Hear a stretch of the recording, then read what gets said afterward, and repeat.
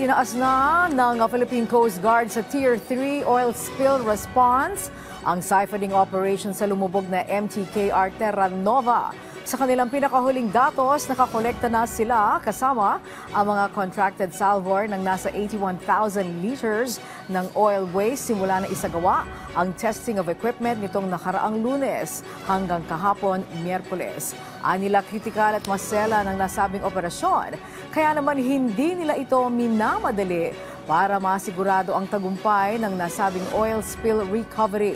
Nanawagan rin ang PCG sa mga apektadong mangingisda na patuloy na makipag-ugnayan sa mga lokal na pamahalaan para sa estado ng mga lugar na kanilang pinangingisdaan sa naapektuhang karagatan. So tayo naman po sa Philippine Coast Guard, patuloy po ang ating gagawin na marine environmental protection measures natin dito sa lumubog na motor tanker Terra Nova at sa dalawa pa pong nagkaroon ng maritime incident. So far, the PCG is on top of the situation po. Napigilan po natin yung tinatawag na malawakang oil spill. At